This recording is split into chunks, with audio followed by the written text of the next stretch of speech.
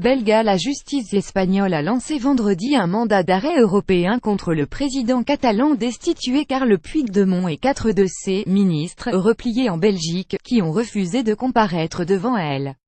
Le parquet fédéral belge a confirmé vendredi soir la réception de mandats d'arrêt européens.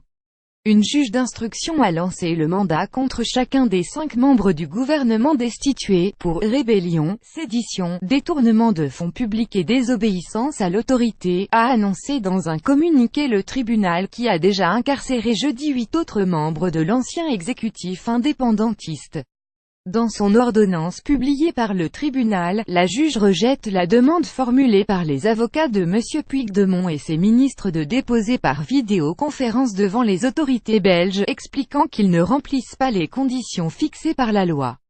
De plus, ils ne donnent même pas un domicile en Belgique pour réaliser une vidéoconférence, souligne la juge. Étude du mandat par la Belgique. La justice belge va étudier le mandat d'arrêt émis par l'Espagne à l'encontre du président catalan destitué Carles Puigdemont, a indiqué vendredi à l'AFP un porte-parole du parquet fédéral belge, confirmant la réception du mandat.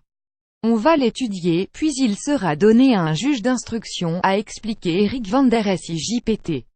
Une juge espagnole a lancé le mandat vendredi soir contre M. Puigdemont et 4 de ses ministres, qui se trouvent en Belgique.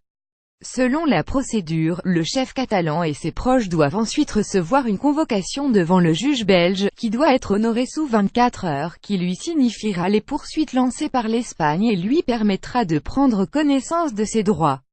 Le juge d'instruction statue aussi sur l'opportunité de la détention. M. Puigdemont peut soit accepter le mandat d'arrêt, et être alors très vite remis aux autorités espagnoles. Soit il refuse, ce qui semble ici le scénario le plus probable. Dans ce cas, le mandat est contesté devant la Chambre du Conseil. Le pays dans lequel une personne est réclamée doit renvoyer celle-ci dans le pays émetteur du mail dans un délai maximal de 60 jours. Selon Maxime Chaumet, avocat pénaliste belge, les voies de recours existent mais elles n'aboutissent extrêmement rarement.